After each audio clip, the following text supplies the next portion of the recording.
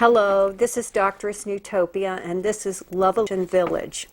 I'm so happy today. I have a friend of mine from Massachusetts who is here that's going to be talking about her experiences with yoga and psychotherapy.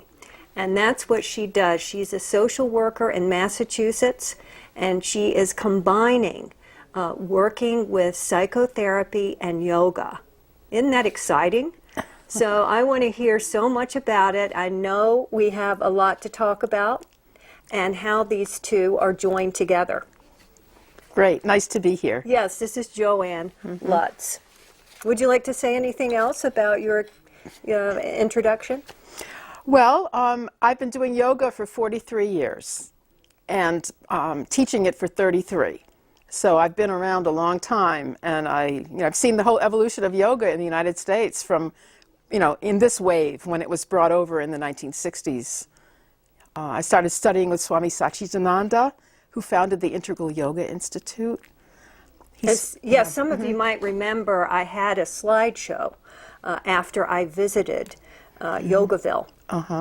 Yeah, that's the community that he founded in Virginia. Yes, and he has this beautiful temple, or what is that? Yeah, it's a all-faith shrine where people from all different religions can come and meet and meditate together. Yeah. There's a little leaf. It's in the shape of a lotus flower, and there's a little leaf for each world religion. Yeah. Why did you start doing yoga? Who was doing yoga at that time? Yeah. Well, this was 1970. It was the first wave of yoga beginning. And I found a book about it that I was interested in. I didn't know what it was at the time.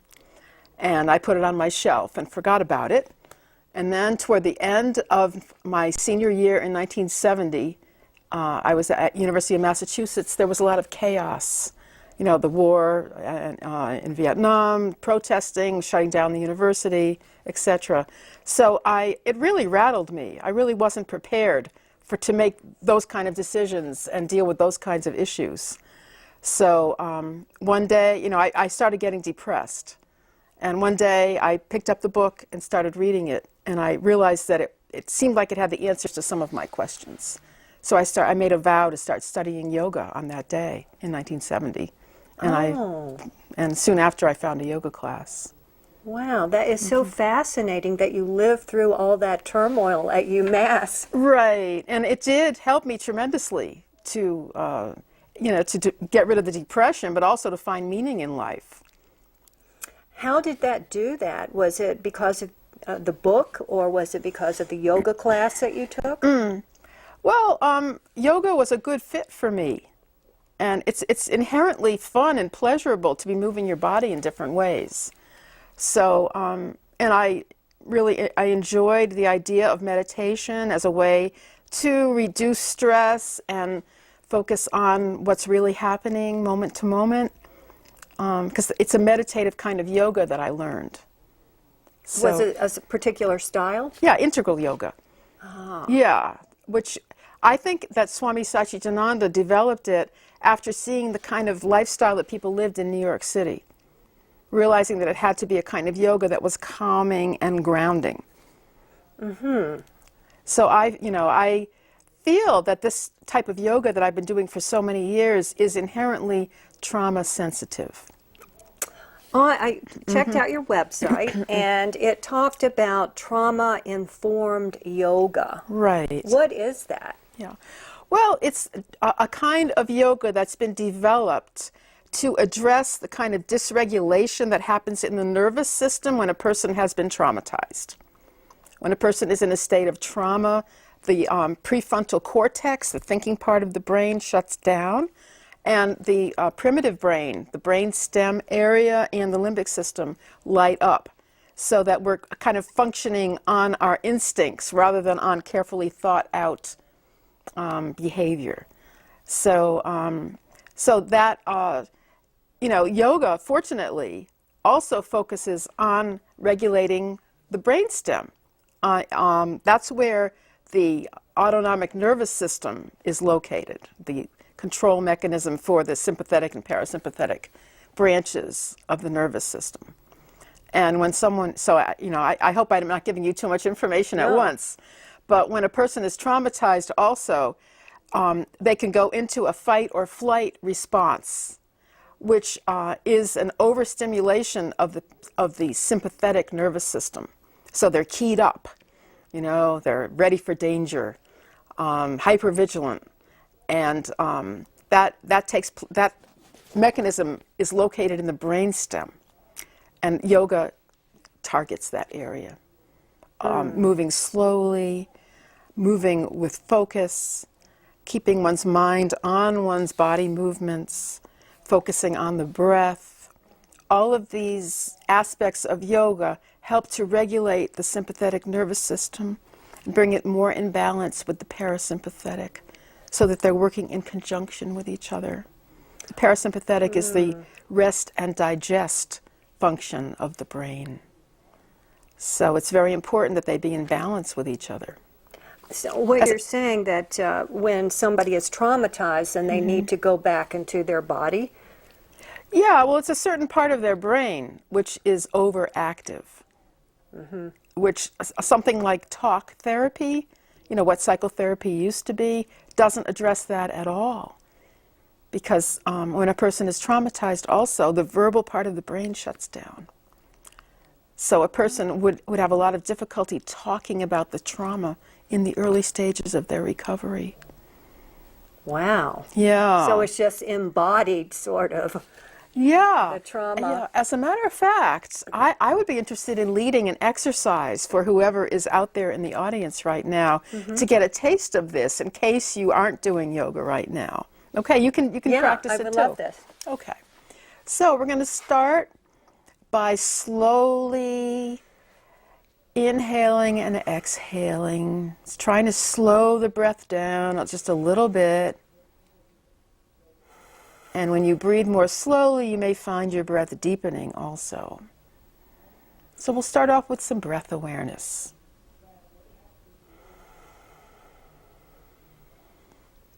It usually takes a few minutes to make that transition from a normal, externally focused mind and the shallow breathing into a more deep, slow breathing practice. I'm trying to do it while I'm teaching it too. It feels so good.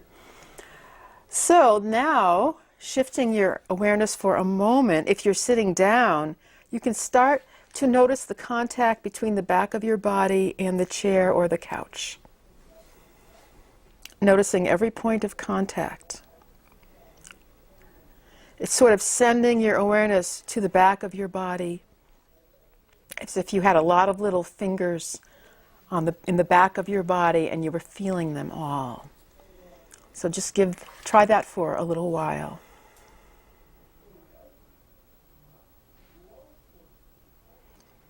And you can also focus on the breath. Is there any mantra we should say when we're breathing? Or? Well, not right now. That's that comes later. Good question, though. So we're feeling the contact between the back of our body and the chair, and we're inhaling slowly and deeply. And our awareness is on our body sensations. And when you're in this state, you may feel it already, but your nervous system is relaxing and balancing itself. And you generally may feel a sense of well-being. So right now, I think that's a good place to stop and go back into our conversation. Yeah, I feel it. You feel better? Oh, it's better than a drug. It is. It's the drug of life. Well, it actually stimulates a lot of the same natural drugs that we take, in pharmaceutical form if we're not manufacturing them ourselves. So to go into the awareness of your body, you can eliminate the need for a lot of these pharmaceutical drugs. Yes. I mean, if someone has severe emotional issues, a lot of healing that needs to be done, they still might benefit from some medication. I'm not entirely opposed to it. But our body manufactures the substances that we need to feel good also. Yeah. Whoa. Yeah. So, does going to a yoga class do this, or is this a particular kind of trauma therapy? Well, there's a lot of different kinds of yoga right now. Some of them are more externally focused, on moving quickly or moving in perfect alignment. And I think that there can be some pressure to do it correctly or to do it perfectly, and that will further aggravate the sympathetic nervous system, that fight or flight response.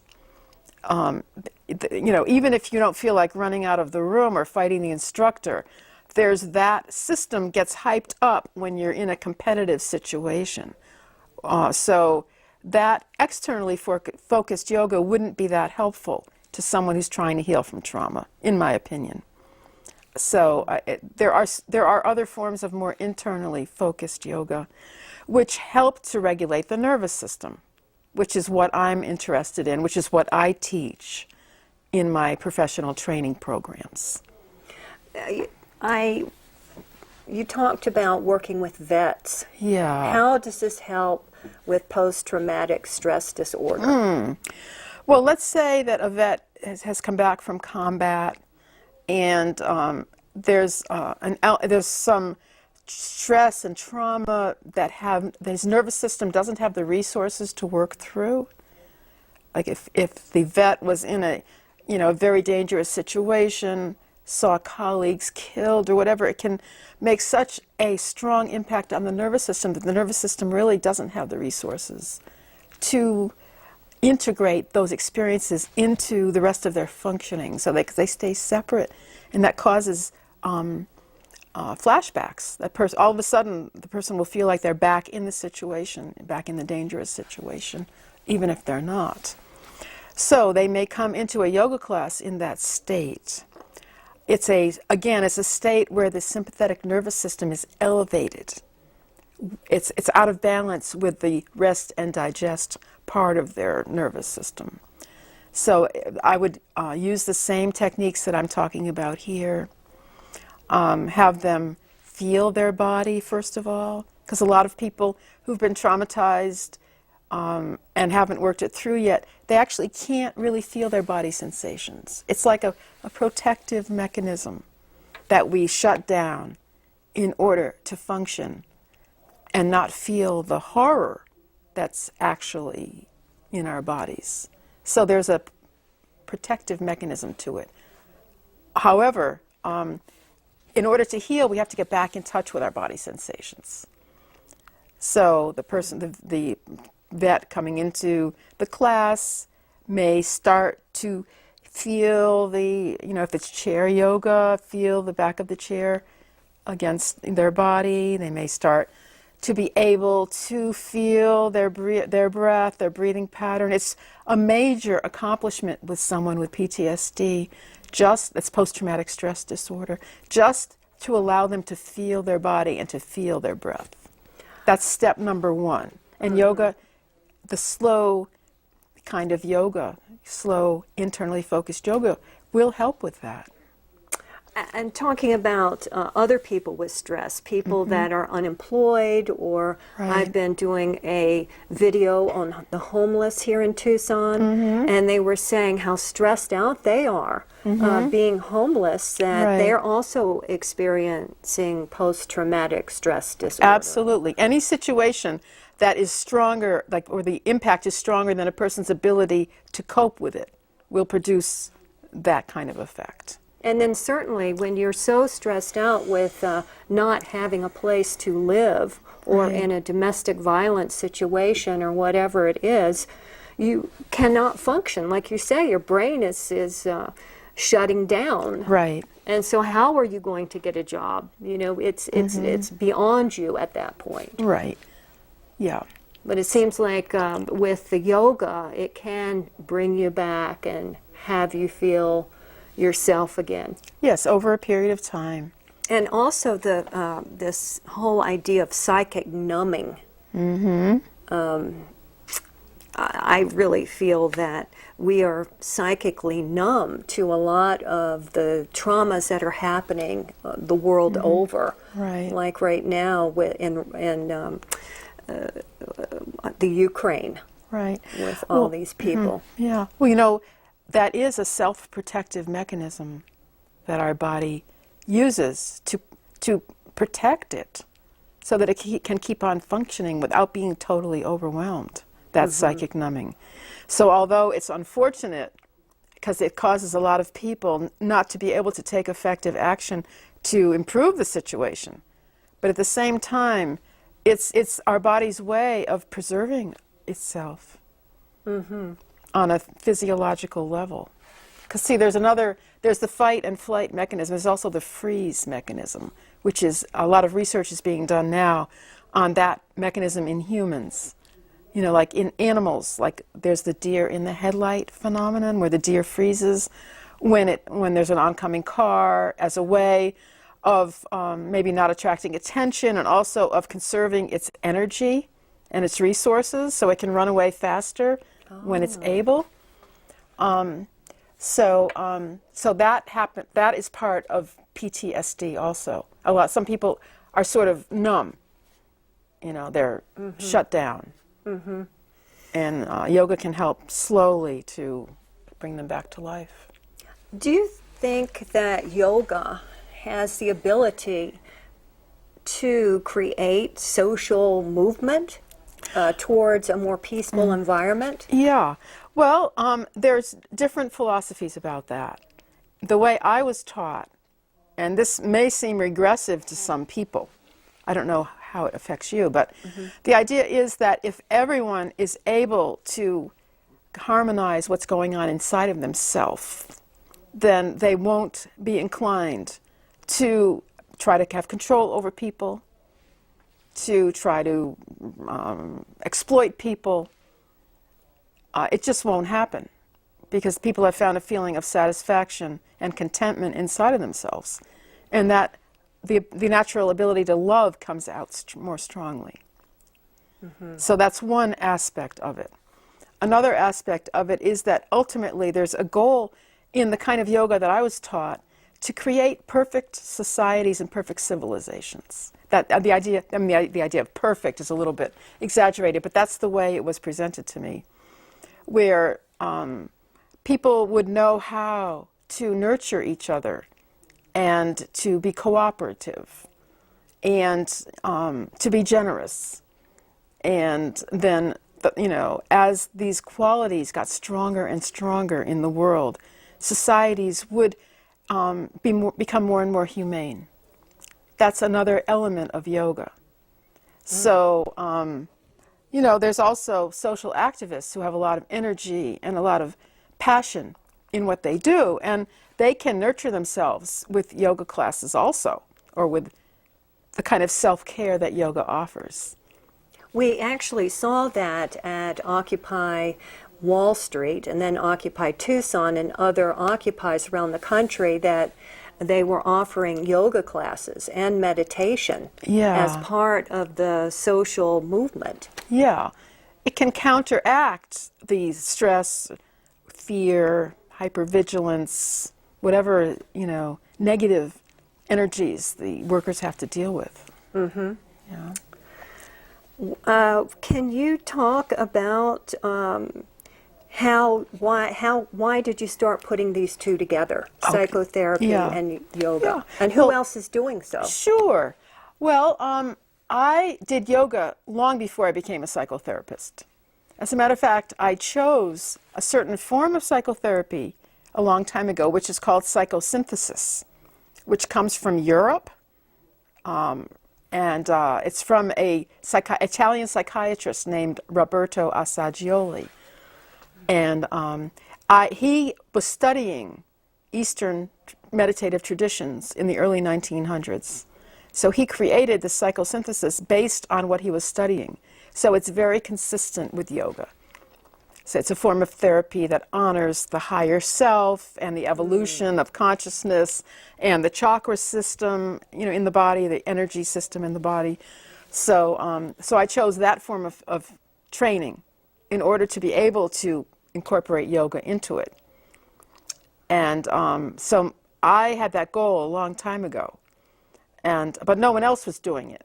So I kind of kept it as a low profile. But it turns out that there is a renowned psychiatrist in Boston named Bessel van der Kolk who helped to create the diagnosis post-traumatic stress disorder in the early 1980s. And I guess he suffered from the effects of having been a child in Holland during World War II. His nervous system was a little bit unbalanced, so he started doing yoga himself to heal himself, and he realized the potential of it. So he started doing research in the early 2000s on bringing yoga into trauma work. And he created the first training that I'm aware of for psychotherapists to learn about yoga and its benefits for psychotherapy. So, that's I'm a little bit off topic here, but so I was passionate about it for a long time, based on what it did for me, and then I found out that eminent people, in the field were also interested in bringing yoga into the field. Do you see that yoga is actually changing American society now that it's so popular? Yeah, well, it can, because I've always seen yoga as one of the most subversive activities in our culture. It seems like a sweet little man or woman is leading these little exercises. But in fact, if a person starts to coordinate their awareness with their movement and their breath, they have a change in consciousness, as well as a regulation of their nervous system. And different energies in the body can start to move and help them to transform into a more, as I mentioned, loving, generous, caring, self-nurturing human being. So seeing through some of the illusions that we have been taught in our culture.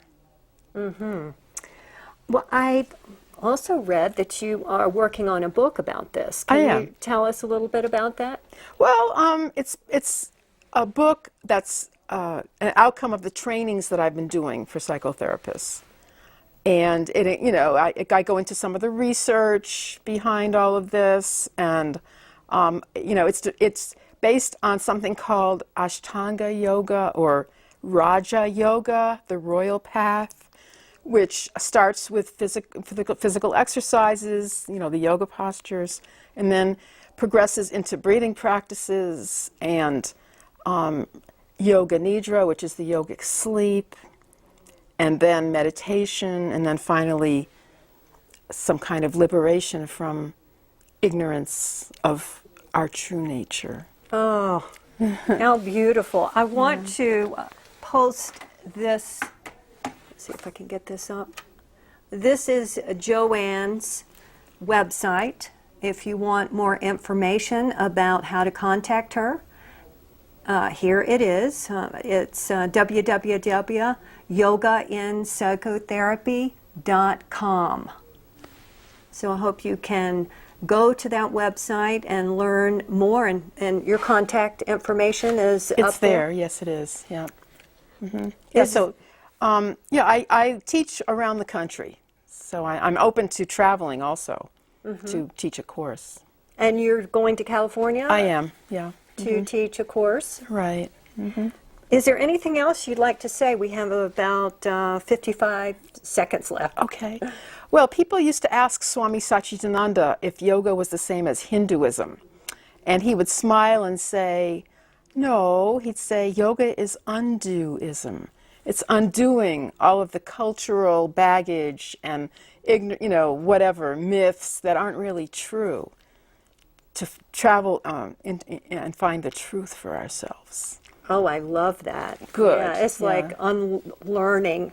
Exactly. Going back to a kind of innocence and loving nature that we had when we were born. Yeah, so we have to unlearn this culture and start breathing differently. Yeah. Well, Joann, I am so glad that you are here in Tucson and we're able to come to this show.